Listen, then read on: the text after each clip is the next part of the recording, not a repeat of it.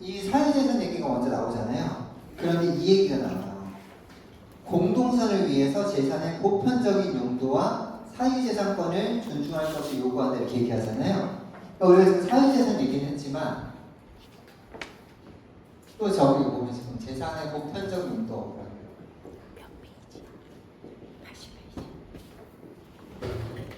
보편적인 용도라는 이야기가 나옵니다. 그게 아마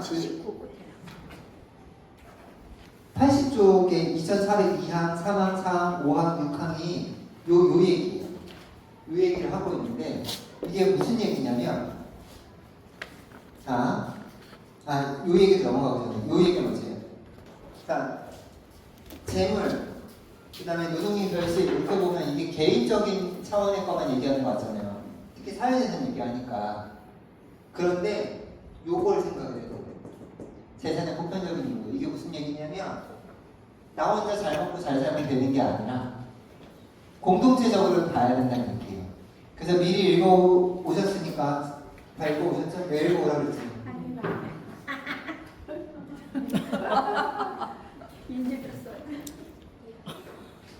그래서 보시면 아시겠지만 이 얘기에 뭐 나오냐면 노동조합 얘기도 나오고 그 뒤에 보면 임금 얘기도 나오고 뒤에 보면 자선 얘기도 나와요. 도둑질 하지 말아야지 그것까지 나오는 이유는 요것 때문에 그래요. 자, 그래서 이게 기본적으로 하는 얘기가 뭐냐면 다른 사람의 생존 기반을 빼앗아서도 안 되고 다른 사람이 자립하기 위한 필요 조건을 가로채서도 안 돼요. 다시 한번 다른 사람의 생존 기반을 빼앗아도 안 되고 이건 농업 같은 데서는 특히나 그렇죠. 땅을 빼앗는다든지 이러면 안 되니까 다른 사람이 자립하기 위한 필요 조건을 가로채서도 안 된다. 이게 사실 세계방에서 제일 중요한 부분입니다. 그런데 그 80쪽으로 넘어가 보면 재물의 보편성 목적과 사유재산 이렇게 얘기를 한단 말이에요. 그러면서 뭐라고 나와 있냐면 하느님께서 땅과 그 자원을 인류의 공동관리에 맡기셨으며 이런 얘기가 나와요. 그러면서 그 두 번째 줄 마지막 쪽에 보면 창조된 모든 재물은 온 인류를 위한 것이다 라는 얘기가 나와요. 이 얘기가 정말 중요해요. 창조된 모든 재물, 모든 재화는 인류 전체를 위한 것이다. 여기서 모든 창조물이라고 해서 얘기하지 않아요. 모든 피조물이라고 얘기하지 않아요. 왜냐하면 이렇게 재산을 가지고 뭘 할 수 있는 존재는 인간밖에 없으니까요. 여기 읽다 보면 동물 얘기가 그래서 나와요.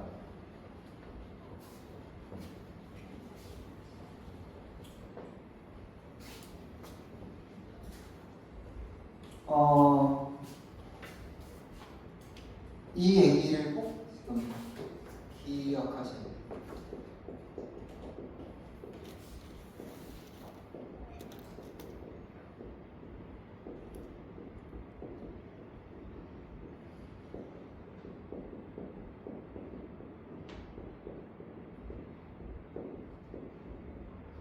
요거를 지금 계속 머릿속에 넣고 가셔야 합니다. 사유재산권 얘기가 그러면서 바로 나와요. 그러나 어쩌고저쩌고 하기 위해서 땅은 사람들에게 분배되었다. 인간의 자유와 존엄성을 보장하고 그 사람이 책임지고 있는 이들에게 필요한 것을 마련하게 해주기 위해서 재산을 소유하는 건 정당하다라고 사유재산을 인정은 하지만 사유재산권에 대해서 가톨릭 교회는 인정합니다. 하지만 그럼에도 불구하고 이거보다 이게 더 크다는 거예요.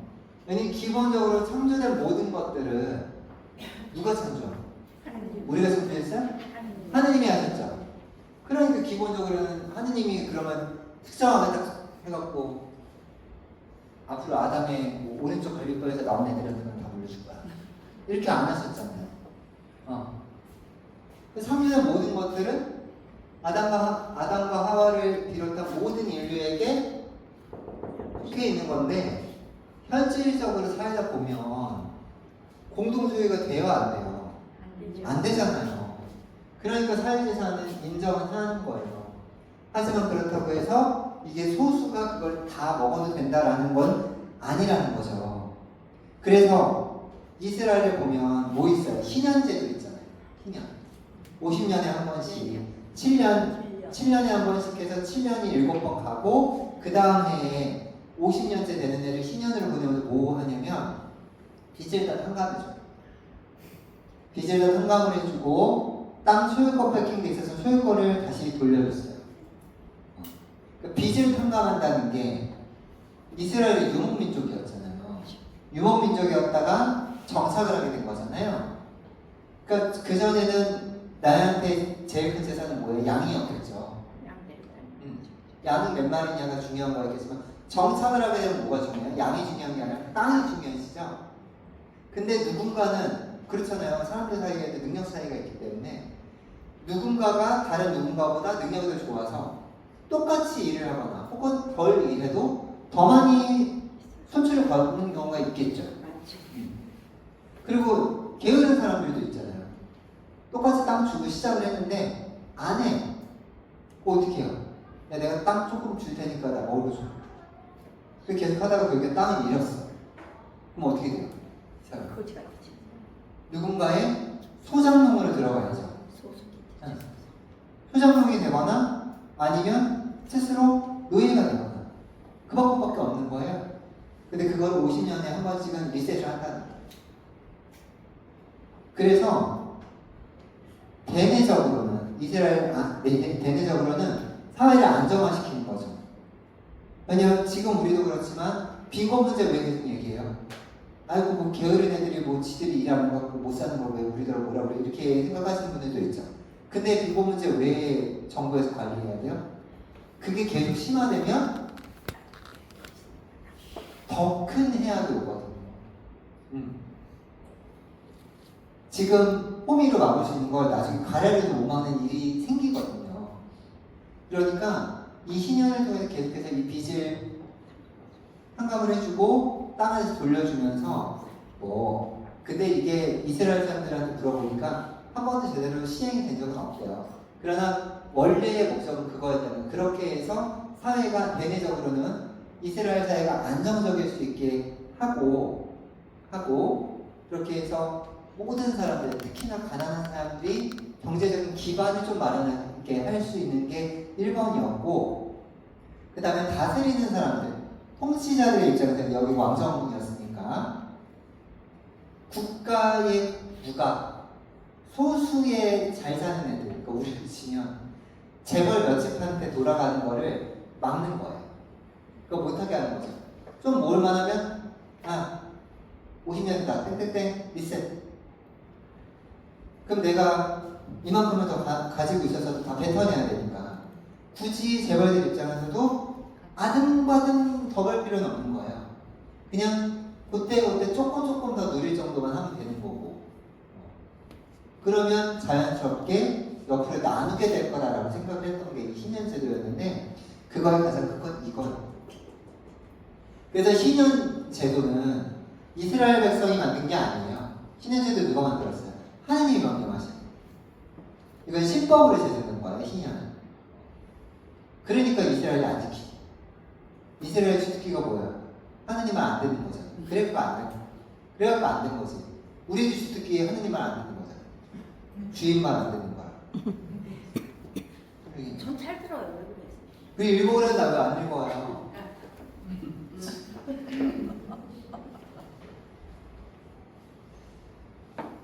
자, 기본적으로 도둑질을 하지 말라니까 도둑질을 못하게 하는 거죠. 금합니다. 도둑질을 금하는데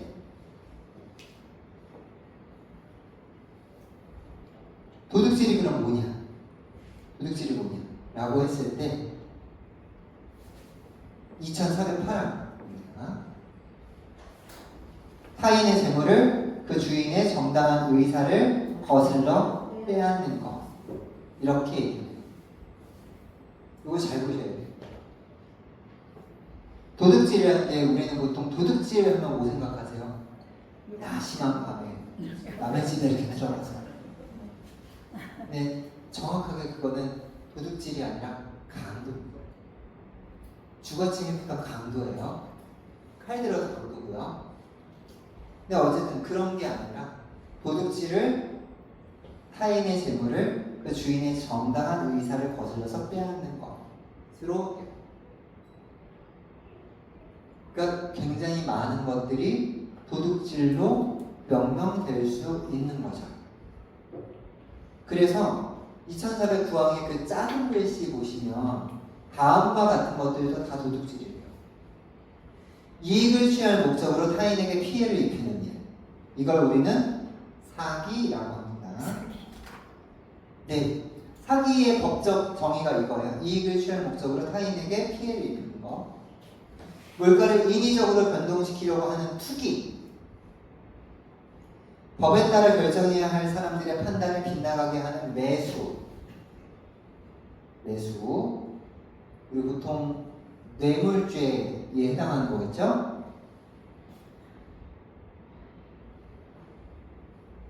기업의 공유재산을 가로채서 사적으로 유용하는 것. 네, 이거 배임 횡령 이거죠. 일을 제대로 하지 않는 것, 뭐예요? 업무 태만. 탈세, 수표와 계산서의 위조. 네, 그 다음 조심하셔야 돼요. 과도한 지출, 낭비. 찔리시죠? 네, 이번 달에 과소비했다. 7개만 어기신 거예요. 7개만 어긴 거니까 어떻게 해야 돼요? 고해성사 하셔야 돼요. 뭐라고 해요? 과소비했습니다. 그래요? 그럼요. 과소비한 것도 그러면 진짜 고해성사네요. 그럼요. 무엇이든 지나치게 한 것은 성사범위가 돼요. 이게 재밌는 거죠. 과소비나 이런 것들이, 낭비 같은 것들이 도둑질에 들어간다는 거야. 왜? 왜요? 이건 모든 일을 한 곳에 어긋나. 나에게 남는 게 있으면 어떻게 하는 거예요? 나눠 써야지. 이거보다 이게 훨씬 더 상위에 있다는 걸 계속 생각하셔야 돼요. 요거를 한마디로 조율이면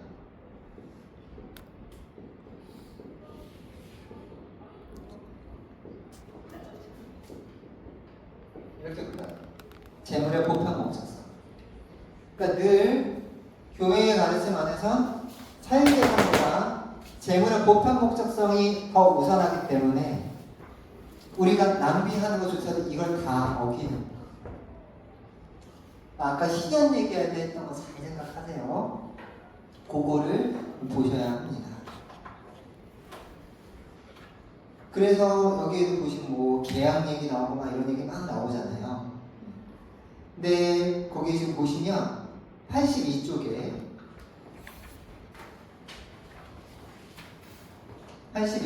그 제일 위에 2412장 보시면 거기 교환정의라는 얘기가 나와요. 교환정의는 이런 얘기예요. 계약은 사람들의 권리를 엄격하게 존중하는 가운데 개인이나 집단 사이의 거래를 규제하는 교환정의에 따라야 한다. 교환정의는 엄격한 의무를 지운다. 그것은 소유권의 보호와 채무의 변제, 자유로이 계약한 의무의 이행 등을 요구한다. 교환정의가 없는 다른 어떤 형태의 정의도 불가능하다면서 밑에 부연을 이런 설명을 해요. 교환정의는 법적 정의와 구별되고 분배정의와도 구별된다. 지금 정치권에서 복지 얘기할 때 제일 많이 나오는 얘기가 분배정의예요.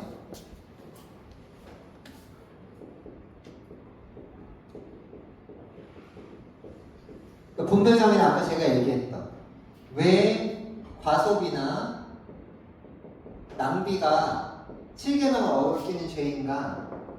재물의 보편 목적성에 비추어 보았을 때 나에게 남는 잉여의 것이 있다면 그것을 다른 사람들과 나누는 것, 분배정의가 있었어야 했는데 이 정의를 세우지 못한 거예요.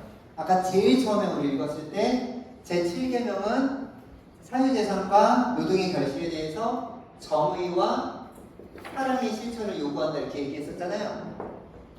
정의가 실천이 안 되는 거예요. 내가 나눌 수 있음에도 나누지 않았으니까 사랑도 없는 거예요. 7계명에서 명령하는 거 아무것도 지키질 못한 거예요. 그런데 여기서는 지금 교환정이라고 하죠. 그러면서 얘가 없이는 법적 정의나 이런 분배정의 같은 거는 성립이 안 된대요. 얘가 1번이래요. 그럼 교환정의가 뭐냐? 교환정의가 뭘까요? 나는 아니요.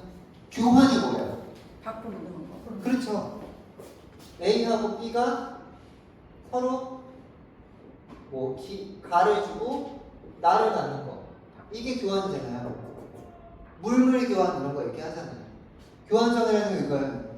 A와 B의 너와 내가 서로 주고받기로 계약을 맺었을 거 아니에요. 그럼 그 계약에 맞게 줄 걸 주고 받을 걸 받으라는 건데 이거를 안 하면 이걸 안 했어요. 예를 들어서 자, 나하고 까르타스 자매님하고 계약을 하나 맺었어요. 그래서 자매님이 나한테 맛있는 깻잎 무침을 해다 주면 예를 들어 내가 5,000원을 주겠다고 해봐. 했다고 쳐요. 물론 안 줄 거지만. 벌써부터 교환적인 거 무너지고 있죠? 벌써부터 교환적인 거 무너지고 있죠? 아, 그렇게 째려보지 마요. 무서워. 그래갖고 자매님이 시장 가가지고 예를 들어서 시장 가가지고 뭐 깻잎을 3,000원짜리 사다가 1,000원어치에 양념을 해가지고 갖다 줬어. 그래서 이제 거기에 1,000원의 이익을 얹어서 5,000원을 주기로 한 건데 내가 갑자기 와가지고 받고서는 네 안녕하세요 한다든지 아니면 아 나 돈 없는데 500원만 가져가 하면 원래 계약대로 지금 된 게 아니잖아요. 그쵸? 이게 교환정의가 무너진 거예요. 그쵸? 그럼 봐봐요. 지금 이미 4,000원을 썼어. 그래서 5,000원을 받아봤자 1,000원밖에 이익이 안 생겨. 그 2,000원을 가지고 자매님이 해야 될 일이 있을 거 아니에요. 쓸 때 쓰고 뭐 남은 걸 가지고 남들 돕는 데 이런 데 써야 되잖아요. 그 교환 정의가 이루어지지 않으면 분배 정의가 이루어질 수가 없는 거예요. 공정하게 이게 교환이 이루어져서 이 부라고 해야 될까요? 재화라고 하는 것들이 흘러다녀야 분배도 가능하고 법적 정의도 가능한데 왜냐면 이 법적 정의라는 건 계약을 이행을 했냐 안 했냐의 문제거든요. 근데 지금 좀 전에 예에서 보면 제가 그렇게 해보는 순간 일단 법적 정의는 날아갔지. 근데 계약 일방적으로 파기한 거잖아요. 근데 이미 물건은 내가 편취를 했어. 진짜 나쁜 새끼다. 악덕 정도가 아닌데? 나 빨리 잘라야 될 것 같은데? 어떻게 생각해요? 아 이걸 왜 또 녹화하고 있어? 아 진짜 수고 죽겠네. 커트 해주세요. 지난주에 이어서 어디까지 얘기했죠? 아 법적성이. 어머니가 꽃꽃인데. 그래서 거기서는 일단 법적성이 끝났고 말씀드린 것처럼 교환정의가 무너지면서 지금 이익이 없기 때문에 분배정의도 실현이 안 돼. 그렇기 때문에 교환정의 없이는 다른 어떠한 형태의 정의도 불가능하다고 얘기를 하는 거예요. 이익이 없이. 네. 그래서 그 다음번에 나오는 게 교환정의에 따라서 저지른 불이익에 대해 배상하려면 훔쳐온 그 재물을 소유자에게 반환하라는 거예요. 그럼 나는 어떻게 해야 돼 지금? 아니지. 깻잎을 다 주려는 거지. 하는 거예요? 네.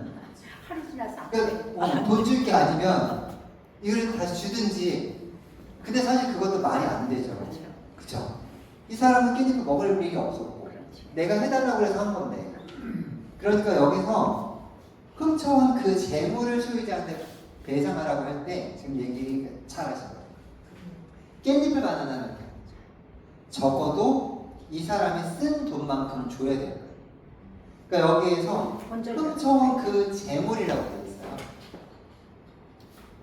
그 상품이나 이런 게 아니에요. 그러니까 그 재물이기 때문에 그게 현물일 수도 있고 현금일 수도 있고 그건 모르는 거죠. 형태마다 다른 거죠. 근데 지금 아까 우리 예시에서는 사실 내 입장에서 알았어 그럼 깻잎 다시 갖고 가 이러면 되는데 그것도 사실은 이렇게 나쁜 새끼지. 그렇게 하면 안 되죠.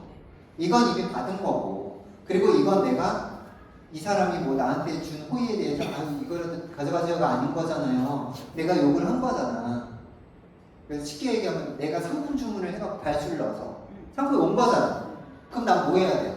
돈을 대금을 줘야지. 그러니까 줄 거는 깻잎이 아니라 돈을 왜안 줘? 돈을 줘야 돼. 그러니까 참, 똑똑해. 돈을 줘. 마음에 들어. 합격. 자, 그래요. 그래서 요런 것이 있기 때문에 그 2414망이 되게 재밌어요. 보세요.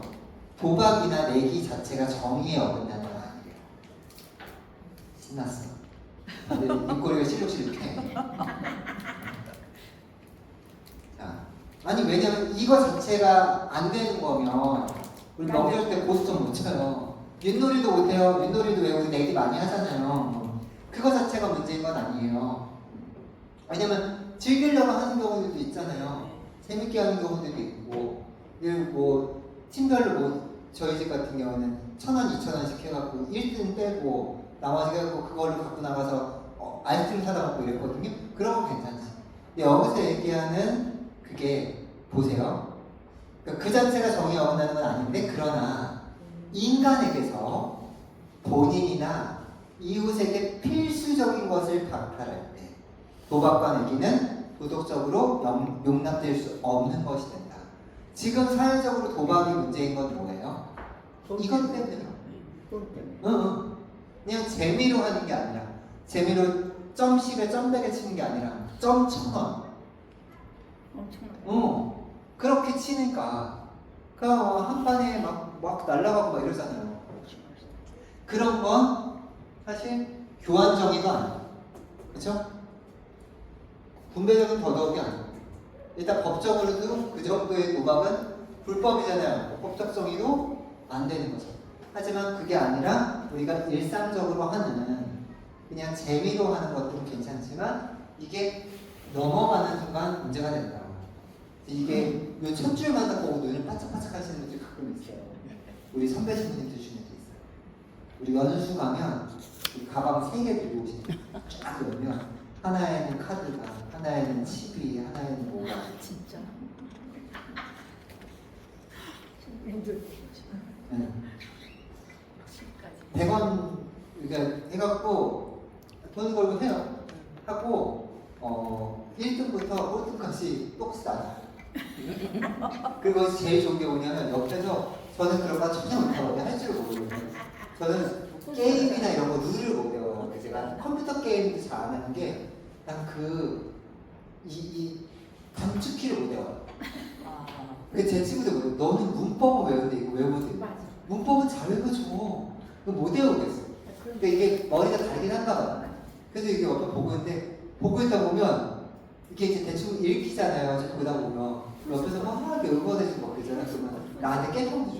맞아요. 분배정의가 살아있다. 분배정의가 살아있어.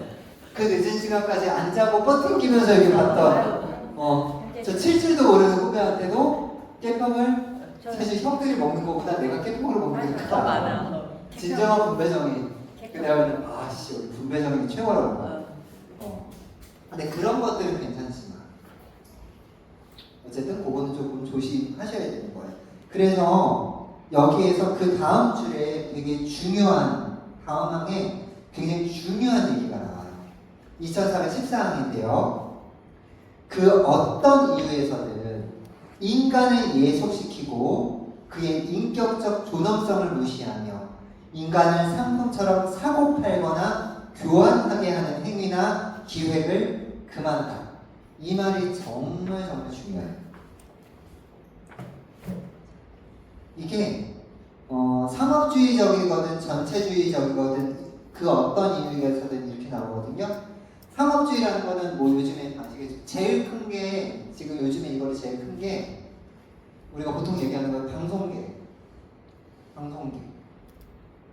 왜냐면 방송에서 늘 우리 문제가 되는 게 여성의 상품화이라는 얘기 하잖아요. 그거. 근데 그거보다 더 심한 건 사실은 음란물 제작해서 파는 거죠. 그러니까 그런 부분들에서는 그러니까 성의 상품화라고 하는데 사실 저희는 늘 뭐라고 얘기해요? 저거는 성의 상품화가 아니라 인간의 상품화. 여성이라고 하는 성의 인간을 상품으로 만드는 거라고 얘기를 해요. 그건 안 돼요. 그게 상업주의적인 거고요. 사실 이제 지금 제 머리에 딱 떠오르는, 그리고 우리가 가장 비근하게 알 수 있는 얘가 이거여서 이거만 되는데, 잘 떠올려 보시면 여러분들 직장이나 혹은 주변에서도 이 정도까지는 아니지만 사람을 굉장히 상품화시키거나, 혹은 상품화라는 말이 좀 그러면 이렇게 보셔야 돼요. 부품화. 사람을 부품처럼 여기는. 이게 직장에서는 이런 경우들이 좀 있죠. 네. 특히 우리 형수님들 같은 경우는 관리직으로 이제 올라가야 돼요. 이제 뭐죠? 승진을 앞두고 있을 때 진짜 갈아엎거든요. 근데 요즘에도 그래요. 제 친구들도 지금 한참 그래갖고 애가 갑자기 턱선 늙어서 나타나거나 애가 갑자기 콜라당 대머리가 되고 나타나거나 이래요. 근데 얘기 들어보면 이거야말로 정말로 인간의 상품화이고 인간의 부품화. 그러니까 요즘은 부품화라는 얘기를 더 많이 하는데 그거에 상응할 수 있는 얘기가 이 상품화라는 이야기고요. 전체주의적으로 인간을 상품화한다는 거 보면 전체주의가 뭐예요? 지금 미국에서 시위가 어제 있었는데 시위 제목 아세요? No Kings 시위 제목. 미국에 왕은 없다. 트럼프도 왕 아니야. 나와 이 새끼야. 이러면서 시위를 하거든요. 근데 거기에 반파시즘이라고 돼 있어요. 파시즘이 이제 이태리에서 나온 거잖아요. 이태리에서 제2차 세계대전 때 전체주의의 그 파시스트라고 부르잖아요. 근데 전체주의가 뭐가 무섭냐면 한국은 언제가 전체주의였냐면 박정희 시대. 박정희 시대 때랑 전두환 시대. 전두환 시대 때도 만만치 않았어요. 워낙 교묘하게 해서 우리 잘 몰랐던 거고. 근데 전체주의의 특성이 뭐냐면요. 튀는 걸 용납 못해요. 맞아. 그래서 보통 사회가 전체주의적인 경향이 짙을 때 가장 많이 하는 게 뭐냐면 학교에서 왼손잡이를 때려요. 미국도 60, 70년대 때 그 메카시즘 한참 있을 때 왼손잡이들 왜요? 애들 강제로 교정했어요. 오른손으로. 한국도 그랬죠. 저 어렸을 때 그랬거든요. 저희 이종서준 누나 둘 다 왼손잡이인데 학교에서 맨날 삐뚤빼뚤하고 싸운 다음에 선생님한테 맨날 맞고 교실 보신다고 집에 와서 왼손으로 다시 씁니다. 그런 거예요. 그런 것들이 사람은 저마다의 특성을 가지고, 어떤 사람은 왼손잡이일 수도 있고 양손잡이일 수도 있고, 어떤 사람은 쌍꺼풀이 있을 수도 있고 없을 수도 있고, 누구는 직모일 수도 있고 곱슬일 수도 있고 반곱슬일 수도 있는데 무조건 머리는 직모의 반발 밑으로 3cm. 저 학교 다닐 때가 제 고등학교 때가 한참 두발 자유와 바람 불 때였거든요. 저희 학교는 운영위원회랑 해갖고 두발 자유를 했어요. 그 전에 어느 정도였냐면 저희 반에 정말 악성 곱슬인 남자애가 있었어요. 매직을 하고 그래요. 매직을 해서 머리를 스펀지로 자르고 오려는 거예요. 이 여자애도 되게 심한 애가 있었는데 펴가지고 자르고 오려는 거예요. 그게 얼마나 이해가 안 되는 거예요.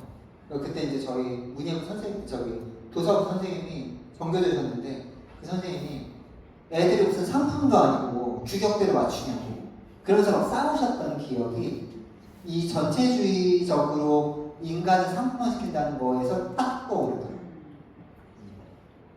다들 저보다 더하는 세대시잖아요. 교련복 입으신 세대 아니에요? 그렇죠. 그러니까 그런 것들, 그 모든 것들이 그것도 지금 이 7개명을 먹고 있는 거예요. 그래서 이게 사람을 죽이는 건 아니잖아요. 그렇죠? 살인하지 말라야 못 들어가는 건데 이게 어디에 들어갈 수 있을까? 이런 형태들이. 근데 이게 심지어 도둑질하지 말아에 들어간다. 그거를 잘 보시면 좋겠어요. 그 다음으로 넘어가면 이제 인간에서 창조계 전체를 넘어갑니다. 그래서 보시면 피조물과 모든 피조물을 존중하기를 요구한다고 2415항이 얘기를 해요. 그래서 동물이나 식물이나 무생물 또 우주의 광물까지도 우리가 이걸 이용을 할 때 인류 공동선 과거와 현재와 미래의 인류 공동선을 생각을 해야 된다는데 이게 뭐 과거는 우리가 어떻게 할 수 없고 우리에게 물려받은 거니까요. 보세요. 제가 한 대여섯 살 때까지만 해도 제가 경기도로 6살에 넘어왔거든요. 그러니까 서울에서 태어나서 있다가 돌이 되기 전에 청주를 가서 청주에서 한국 나이로 2살, 3살, 4살, 5살까지 살다가 6살도 올라왔어요. 근데 이제 그 전에 외가는 이제 서울이니까 외가를 한 번씩 오면 아직도 기억이 나는 게 갑자기 막 머리가 안 그래도 차가우니까 심한데 갑자기 막 머리가 너무 깨지듯이 아프고 그래요. 그러면 이제 서울이 가까웠구나.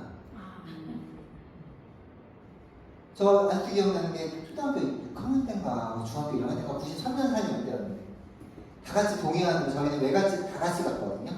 저희가 딸 5에 아들 하나인데 막내 이모하고 이제 5째 이모하고 외삼촌 빼고 1, 2, 3, 4 집이 다 애들이 둘씩이었어요.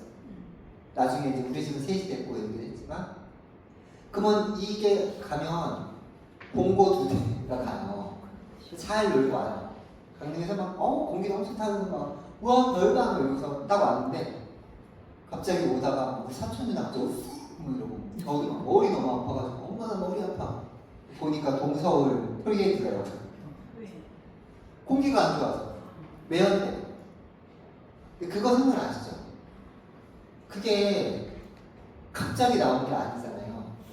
70년대 때 중공업 발달하면서 성장 계속 되고 그게 이제 쌓였던 거고 그리고 당시로서는 그런 거 그렇게 크게 신경을 안 썼으니까. 그랬다가 언제 신경 쓰기 시작한 거예요? 올림픽 때. 저 아직도 기억나요. 올림픽 때 그 광고만 나왔어요. 왜 광고 나온 거 기억나냐면 만화영화 할 시간인데 공익 광고하고 올림픽 관련된 거 한다고 만화를 안 하는 거예요. 초등학교 1학년짜리한테 얼마나 괴로운 일이라고. 이 공감 못하는 이 얼굴들 좀 봐. 진짜 너무 힘들었어요. 올림픽이고 나가고 초등학교 1학년짜리가 올림픽이 뭐 재밌겠어. 하나도 모르지. 만화 안 해주는 게 너무 싫었는데 그때 봤던 것 중에 하나가 매연 이런 거 얘기 나왔던 그 기억이 좀 나요. 근데 지금 우리가 하고 있는 일이 제가 늘 얘기하잖아요. 우리 생태 문제 얘기할 때 지금 당장 우리를 생각을 할 게 아니라 지금 저 유치원 다니는 애, 지금 태어나서 조리원에 있고 병원에 있는 애기, 걔네가 지금 내 나이가 됐을 때, 우리 나이가 됐을 때 걔네가 어떤 세상을 살까를 생각을 해야 되는데 맨날 말씀드리잖아요. 이 우리만 잘 살고 가면 땡이냐? 아니, 당장 여러분도 자식 새끼도 어떡하고 손주 새끼도 어떡하고 걔네 뭐 썩은 물 먹든지 말든지 나는 살 만큼 살았으니까 쟤네 그런 거로 맛있든지 말든지 그 생각을 해야 합니다. 그게 이제 처음에 나왔고요. 여기 이제 이 교리서에서 동물 얘기를 되게 많이 해요. 동물 얘기를. 근데 이거는 이 교리서가 쓰일 때의 시대적인 상황을 좀 보셔야 돼요. 이 교리서가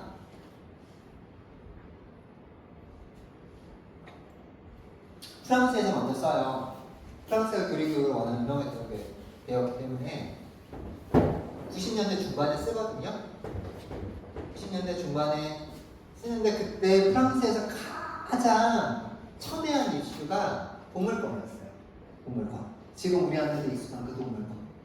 그래서 기억나실지 모르겠는데 브리지트 바르도라는 프랑스 여배우가 엄청난 동물권 그 운동가거든요. 그래서 왜 2000년대 때 손석희의 시선집중인가 어디 나와갖고 개고기 먹는 야매네라 어쩌고저쩌고 하다가 누가 반박했더니 거기서는 이제 번역은 안 해줬는데 정말 영어랑 fuck you 이러면서 끊어버렸어요. 네. 미친놈 이랬는데 그 사람은 그 프랑스에서는 그게 이미 90년대 초중반 때 엄청난 일이었던 거예요. 그때 뭐가 제일 문제였냐면 여러분들 혹시 프랑스 요리 중에 푸아그라라고 아세요? 푸아그라라는 게 있어요. 거의 간 요리인데요. 수화가 간이고요. 아, 네. 그라가 기름진. 네. 근데 사람한테도 푸아그라는 말을 써요. 지방간 병명으로 수학을 해요. 그렇죠. 뭔 얘기인지 아시겠어요? 네. 오리를 일부러 지방간을 만들어서 그 지방간이 된 그 간을 맛있다고 먹는 거예요. 근데 이 푸아그라를 어떻게 먹느냐? 오리를 다 목을 매놔요. 목을 다 이렇게 못 움직이게 해놓고요. 깔때기를 여기까지 오는 깔때기를 넣고 사료를 억지로 막 뿌려준 거예요. 그리고 목을 이 상태로 냅둬요. 소화가 좀 된 것 같으면 또 밀어넣어요. 지방간이 안 될 수가 없겠죠. 그런 게 문제예요. 그러면서 이게 지금 말이 되는 거예요. 이 프랑스라고 하는 이 문화의 선진국에 이런 야만적인 음식을 먹다. 그래서 지금 현재 푸아그라는 아직도 있어요. 취급하는 데가 몇 군데 있긴 한데요. 소위 미슐랭 식당이라고 하는 데서 푸아그라를 취급하지 않습니다. 네. 그러니까 그런 게 프랑스에 있었기 때문에 동물 얘기를 엄청나게 하는 거예요. 식물 얘기는 하나. 어쨌든 근데 어쩔 수가 없는 게 식물은 우리가 동물 죽이는 거는 조금 이래도 식물 꺾는 거는 별로 이렇게 탁 하나 나무 해야 이러지. 뭐 예쁜 꽃 보이면 그냥 우리도 모르게 손이 가서 꺾잖아요. 근데 동물은 그게 아니니까. 우리와 같은 지능이 없더라도 인간처럼 영은 없고 혼만 있다고 하더라도 어쨌든 유기체로 살아있기 때문에 아무래도 더 신경을 쓰는 건데 여기 전체에서 하는 얘기가 뭐냐면 그 다스려라 문제예요. 다스려라. 이제 인간 창조하시고 나서 하느님이 이게 잘 다스려라라고 얘기를 하시잖아요. 아이의 마음을 놓고 번성을 하고 얘는 다 다스리라고. 근데 인간은 이 말을 정말 충실했거든요. 그래서 정말 짜먹을 때까지 다 짜먹어갖고 나온 게 지금의 현실인 거잖아요.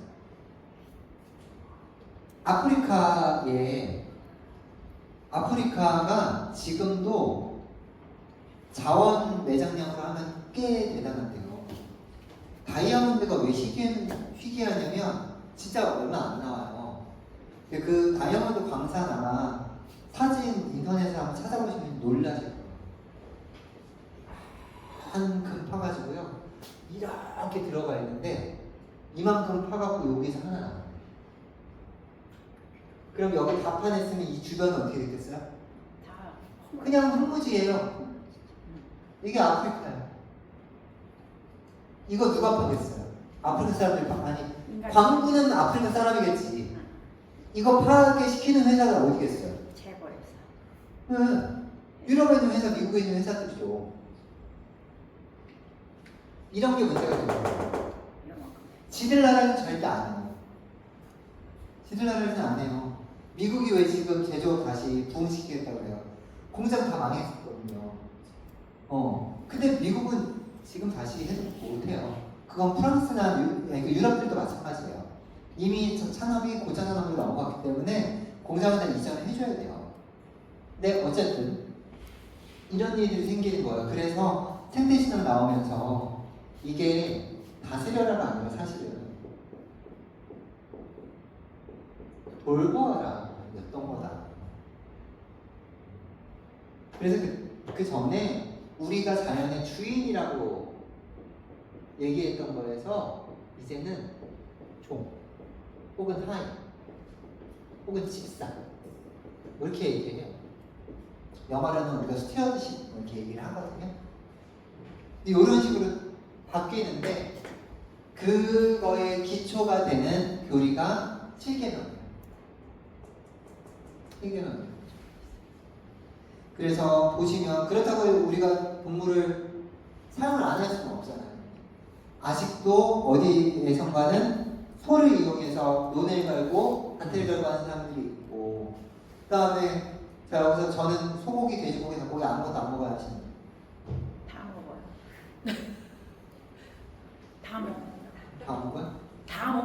다 먹는다고 나는 다 안 먹는다니까 깜짝 놀랐네. 아유, 못 먹긴 못 먹지. 없어서. 없어서 못 먹는 거지. 그죠? 그러니까요. 그러려면 한국 같은 경우는 지금 다 축사의 세계잖아요. 그 닭 같은 경우에도 계속 문제가 되는 게 우리가 정말 치킨고기 공화국이라고 할 정도로 닭을 엄청나게 먹으니까요. 이 게살을 좀 깨끗하게 해주고 싶은데 해줄 수가 없어요. 최대한 뻑뻑하게 넣어갖고 거기다 우리는 큰 애들도 안 먹잖아요. 다 작은 애들만 먹으니까 엔간히 키우면 다 작고 엔간히 키우면 작고 엔간히 키우면 작고 그러니까 정말 그 뜬장에다가 해갖고 하고 계란도 우리가 오지게 먹잖아요. 그 원래 얘네가 자란 상태에서 우리가 저기 삼시세끼 뭐 산촌세끼 뭐 이런 거 보면 닭이 하루에 달걀 몇 개 나요? 한 개. 하나나 두 개 나요. 근데 우리 달걀 한 반상 몇 개예요? 30개. 그럼 그걸 지금 30일 동안 받은 것 같아요? 아니잖아요. 이런 것들이 어마어마하다는 거예요. 그 다음에 한국은 사실 우유가 맛없기로 소문나긴 했지만 그리고 우유 소비 많이 줄긴 했지만 그건 솔직히 맛없어서 그래요. 진짜 일본처럼만 맛있었어도 우유 많이 먹었는데 어쨌든 우유도 하려면 또 길러야 되죠. 그럴 때 우리가 정말로 뭐 얘네를 무슨 이렇게 호주 소 그 할 때 뭐 자연의 노화 기름 뭐 이런 거 얘기 많이 하잖아. 그것까지는 안 되는 거고 그런 걸 해야 된다. 그리고 실험도 동물 실험 많이 하고 그 화장품 같은 경우가 특히나 동물 실험을 많이 하는 분야였어요. 예를 들어서 마스카라 같은 거 하나 만들 때 그 독성 하려면 그건 딱 그 정해져 있는 종류가 있어요. 토끼 중에 친칠라라고 아주 큰 토끼가 있는데 그 토끼가 피부가 제일 약해요. 걔 눈썹을 그러면 알러지가 확 올라가요.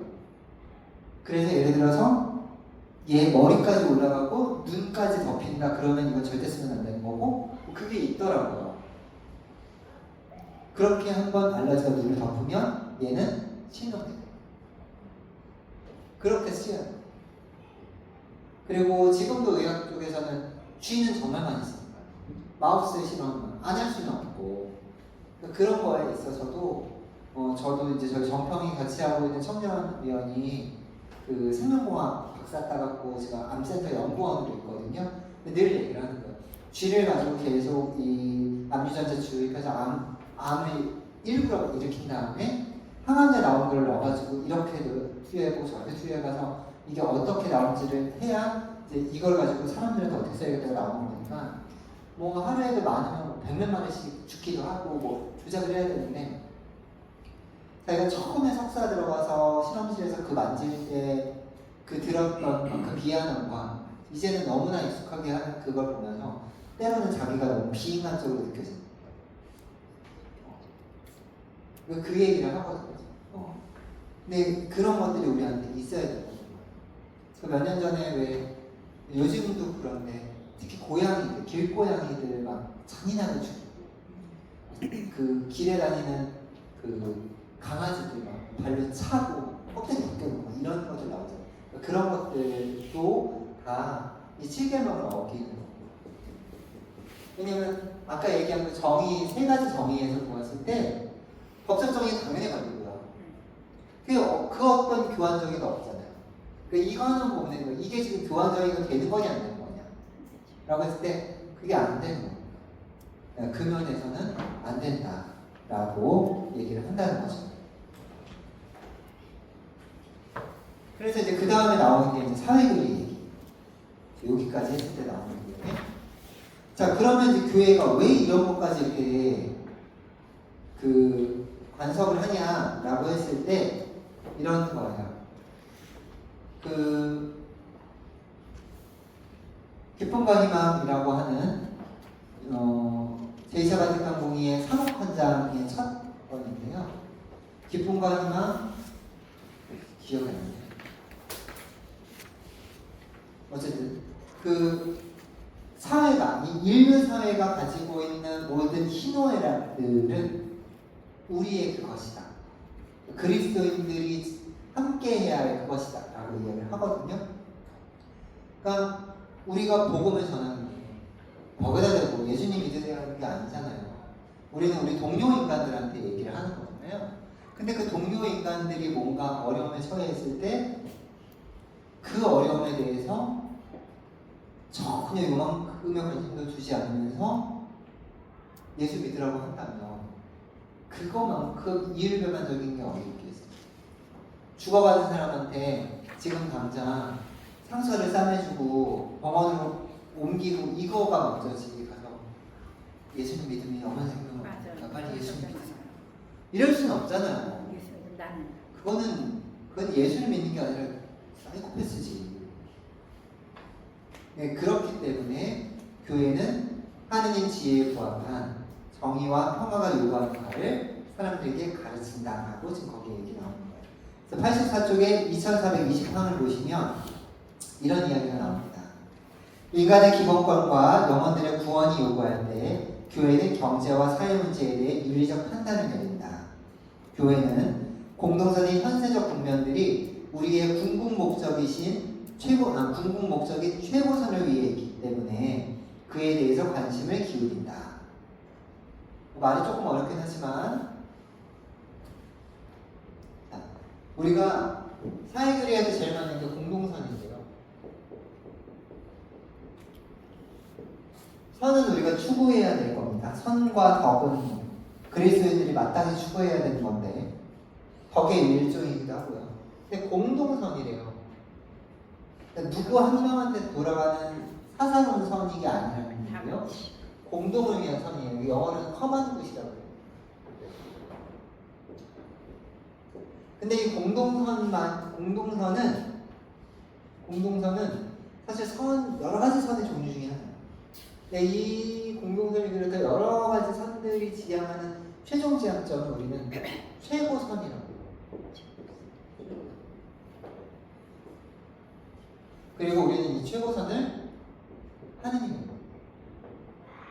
그러니까 다시 얘기해서 공동선의 현세적인 국면, 예를 들어서 지금 우리나라를 지금 봤을 때 지금도 이제 요즘에 청년 실업 문제가 좀 청년 군대 실업 문제라고 할 수가 없어요. 왜냐면 아예 취직을 해보지도 못하는 경우들이 많기 때문에 어쨌든 청년들이 취업하기가 너무너무 어려워서 취업 못하는 사람들이 많은데 그 문제를 해결하는 데 있어서 사회가 같이 어떤 아이디어를 모아야 되잖아요. 그런 게 이 공동선의 현세적인 측면이란 말이에요.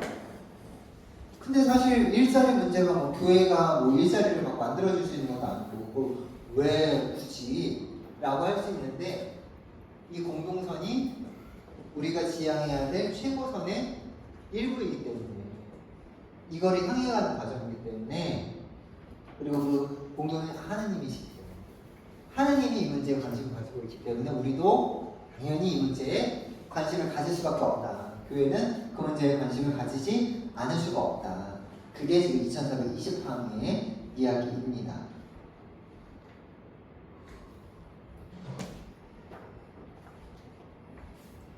그러고 나서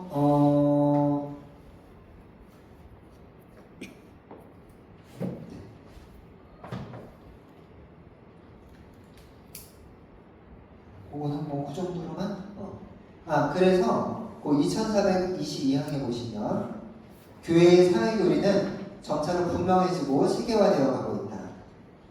그리고 나서 맨 마지막 줄에 이 사회교리는 신자들의 행동에 반영될수록 전의의 사람들에게는 더욱더 받아들일 만한 것이 된다. 이렇게 이야기를 하고 있습니다. 그리고 교회의 사회교리는 성찰의 원칙들을 제시하고 판단의 기준들을 이끌어내며 행동의 지침들을 일러준다. 그래서 그 성찰의 원리로서 나오는 것이 공동선의 원리, 연대성의 원리, 구조성의 원리 이런 것. 그리고 2425항에 보시면요, 교회가 공산주의를 엄청나게 반대하는 건 아시죠? 네. 왜냐하면 소련이 무너지는데 가장 큰 역할을 한 게 요한 바울 2세예요. 그냥 폴란드 출신이시고 폴란드가 공산화됐었기 때문에 그 공산화된 폴란드가 먼저 무너지고 나서 소비에트 연방 무너지는데 제일 큰 기여를 한 분이거든요. 교회는 공산주의 초창기부터 반공을 엄청 얘기했었어요. 그리고 그 기조가 있기 때문에 이승만 씨가 개신교뿐만 아니라 우리 천주교까지 다 장면시 앞에서 갈 수 있어 연정을 할 수도 있었던 거였거든요. 근데 뭐 이런 것도 당연히 배격을 하지만 또 한편으로 우리 교회는 자본주의를 시행함에도 개인주의와 인간의 노동에 대한 시장 원리의 절대적 우위를 거부하였다. 이 얘기가 뭐냐면 시장 원리의 절대적 우위라는 게 뭐냐면 일이 하나 있어요. 요즘에 일자리가 없어. 일이 하나 있는데 사람이 100명이 모이는 거예요. 근데 원래 이 일이 시급이 10만 원이었다고 쳐봐요. 아니면 예를 들어 이제 우리 일용직인데 하루에 20만 원을 주기로 한 거예요. 평소에는 15명, 20명도 안 오던 데가 갑자기 100명이 모이네. 그 이상 딱 와가지고 이거 20만 원 다 주기 좀 어려울 것 같고 15만 원이라도 하실 거예요. 저요. 12만 원. 이게 시장 원리의 절대적 원리. 시장 원리라는 게 뭐예요? 수요 공급.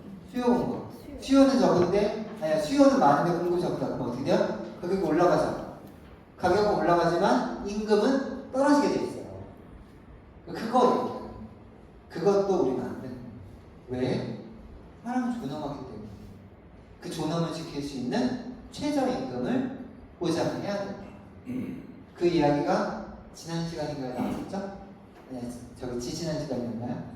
근데 그 전에 한번 나왔었어요. 그게 괜히 나오는 게 아니라는 거예요. 그래서 많은 분들이 오해하기를 교회는 공산주의와 사회주의와 전체주의를 배격하고 민주주의와 자본주의는 오케이라고 한다라고 생각을 하는데 그건 아닙니다. 그나마 선한 체계라고 인정을 하고 그나마 문제 될 일을 인 거지 이게 문제가 아예 없고 완전히 완벽하다라고 얘기하지 않는다는 거예요. 교회 입장에서 가장 완벽한 시스템은 교회 자체. 교황님이 상권을 다 갖고 있고 2000년 동안 내려온 독재국가 이게 최고지. 죽을 때까지 할 수 있는데 그 다음번에 아주 평화롭게 뽑혀갖고 계속 하잖아요. 사실 모든 독재자들을 꿈꾸는 모습일걸요? 절대 불가능해요. 근데 교회가 그게 2000년 동안 가능하게 영속해 왔기 때문에 그런 영적 권위를 가지고 윤리적 권위를 가지고 이런 얘기를 할 수 있는 거예요. 자, 그 다음에 경제활동과 경제정의인데요. 이거는 뭐 우리가 다 알만한 얘기예요. 자, 2426항에 보시면 둘째 줄입니다. 경제생활은 생산된 재화를 늘리고 이윤이나 경제력을 신장시키는 것만을 목표로 하지는 않는다. 경제생활은 우선적으로 인간 전체에, 인간 공동체 전체에 도움이 되어야 한다. 그러니까 경제생활이라는 게 이익 추구하는 게 아니라 사람이 사람답게 살 수 있도록 해줘야 된다는 거예요. 그리고 그 다음 항에 보시면 인간의 노동은 하나님의 요청에 의한 거. 하나님이 시키시잖아요.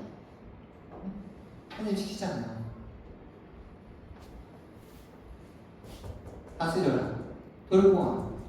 시키셨잖아요. 그리고 에덴 동산에서 쫓겨난 다음에 아낙과 하와도 농사를 지었고 카인과 아벨도 각자 목축을 하고 농사를 지었잖아요. 그러니까 이 노동이라는 건 우리한테 숙명 같은 거예요. 그러면서 노동은 하나의 의무라고 얘기해요. 노동은 하나의 의무입니다. 노동은 선물을 주시고 재능을 주신 하나님께 영광을 돌리는 것이다. 노동은 구원을 받게 해주는 것일 수도 있고 성화의 한 수단일 수도 있고 그리스도의 정신을 세상 사회 안에 불어넣는 방법일 수도 있다고 아주 정확하게 이야기를 하죠. 그리고 그 다음 쪽에 보시면 2428 노동을 통해서 인간은 타고난 능력의 일부를 발휘하고 실현한다. 또 그 다음 항에 누구나 경제적 면에서 주도적으로 행동할 권리가 있다. 하지만 주도적으로 행동할 권리는 있지만 각자는 공동선을 위해 합법적인 공권력이 정한 규칙을 따르도록 유의해야 한다. 당연한 얘기죠. 자, 그 다음 항에 보시면 경제생활에는 대립, 이해관계 이런 게 있대요. 경제생활의 특징을 이루는 갈등의 출현은 대립되는 이해관계로 설명된다. 그래서 공권력 뭐 이런 그러니까 여러 가지 주체들이 있는데 그 주체들은 각 당사자들의 권리와 의무를 존중하는 협상을 통해서 갈등을 완화하도록 힘써야 한다. 그래서 우리가 함께 노사정 협의회, 최저임금 협의회 이런 거 하잖아요. 다 교회 가르침에는 부합하는 것들이다.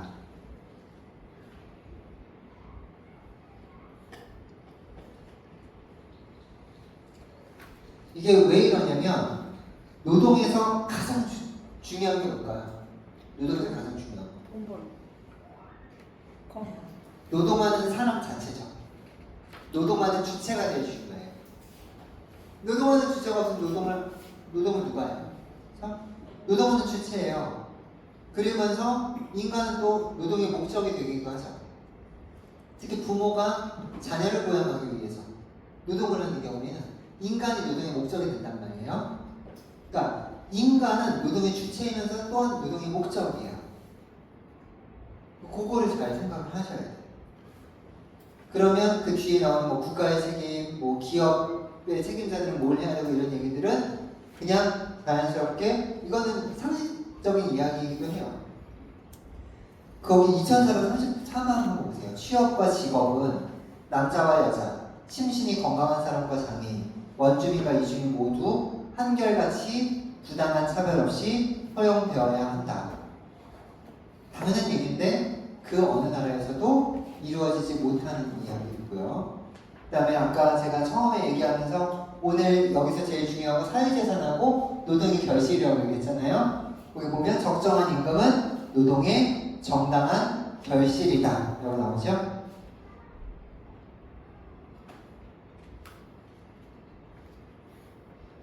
그리고 파업 같은 경우에도 적정한 이익을 위해 불가피한 것으로 어쩌면 필수적인 수단으로 나타날 때에는 도덕적으로 정당하다.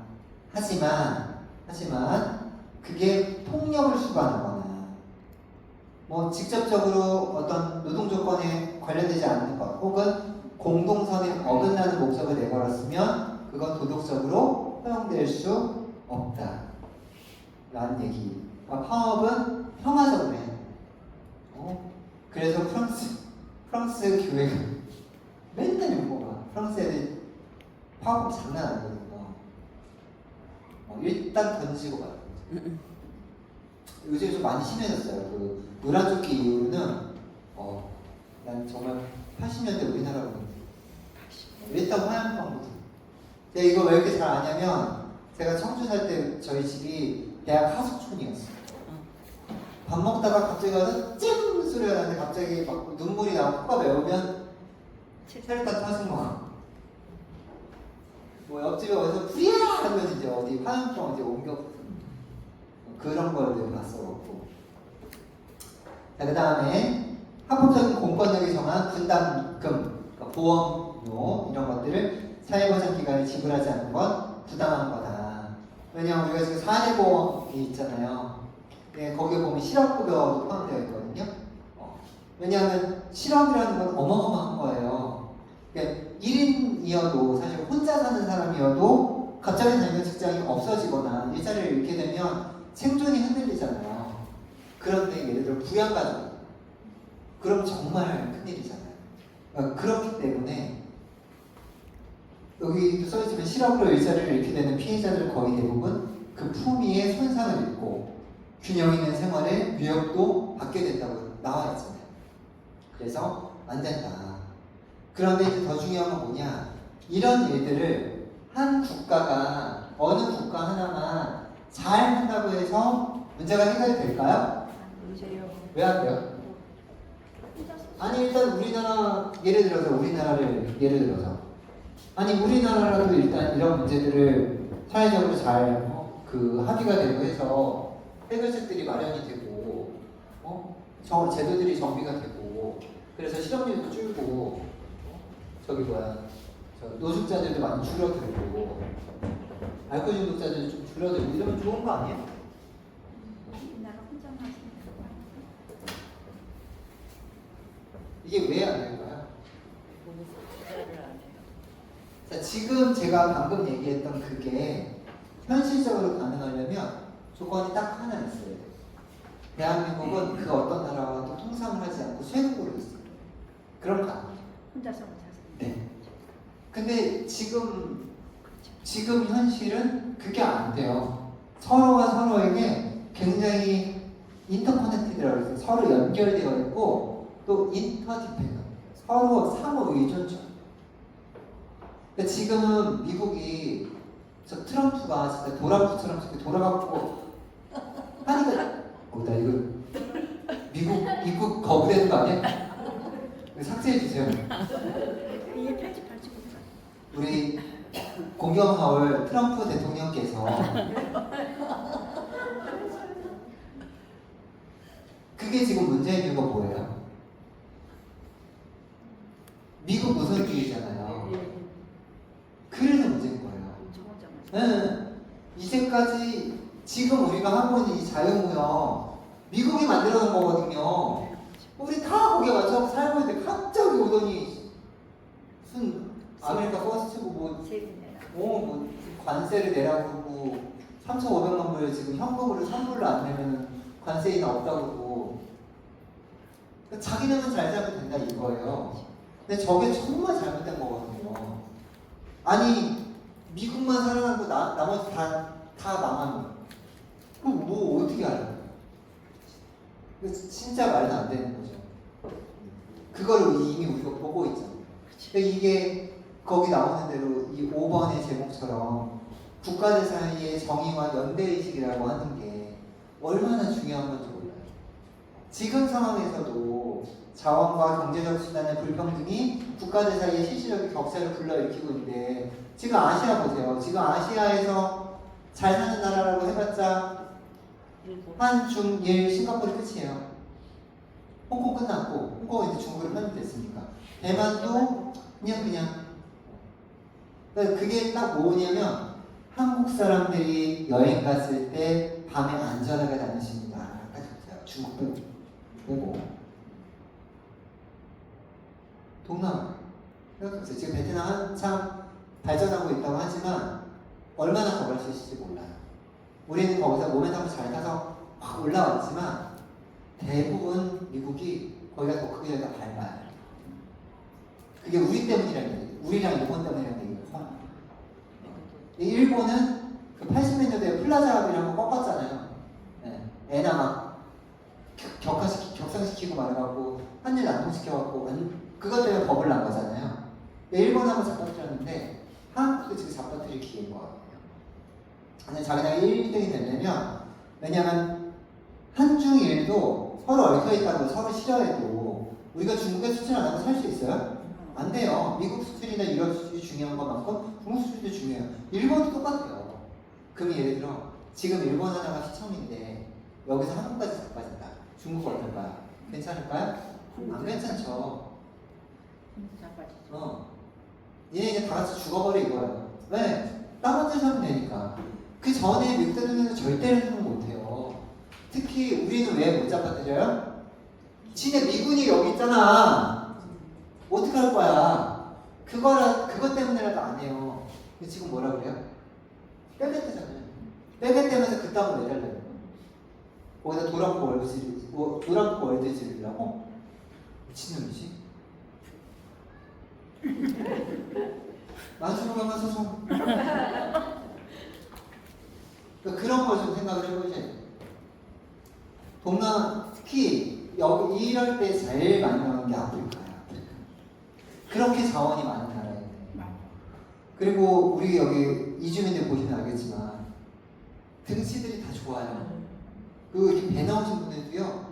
이게 이제 나이 들어서 배 나오신 건데 만져보면 팔 이렇게 만져보잖아요. 딱딱해요. 그게 다 근육이에요. 그러니까 제가 맨날 그래요. 이건 정말 종류가 다르다. 근데 진화론적으로는 가장 발달한 인종이 흑인입니다. 흑인. 저 넓은 대륙에 제일 큰 대륙이에요. 아시아보다도 큰 게 아프리카 대륙이거든요. 저 큰 대륙에 저 많은 광물 자원을 가지고 이렇게 우수한 인종인데 왜 지금 저것밖에 안 되냐? 그걸 프랑스 애들이 묻고 있길래 지금 그걸 니네가 묻고 가는 건 아니지 않니?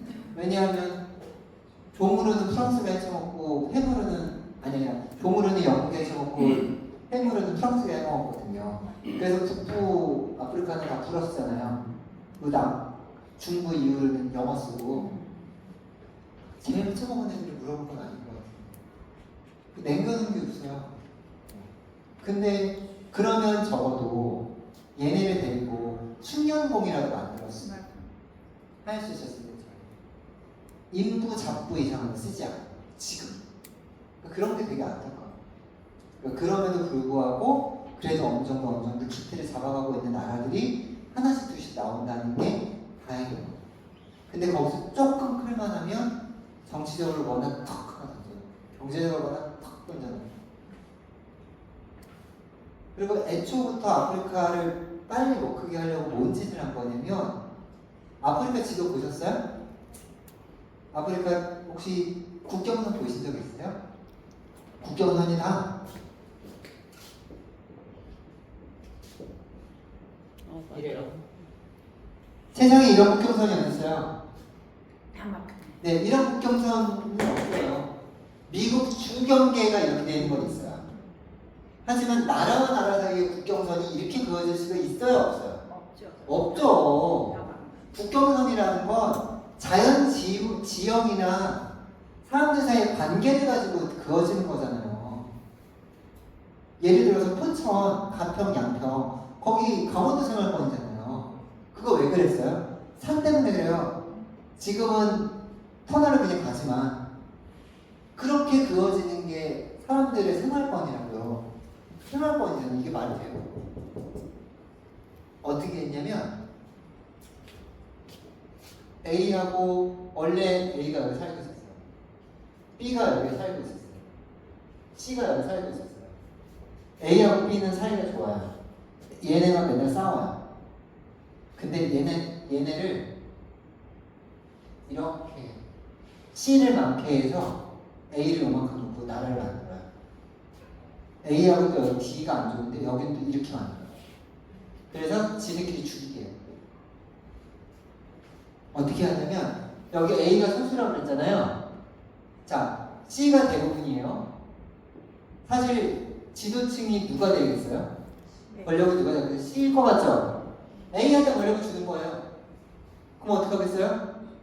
안 그래도 우리가 싫은데 우리가 힘 잡았는데 오케이 다 죽여. 여기도 A가 대부분이고 D가 조금이니까 D를 줬을 거 아니에요.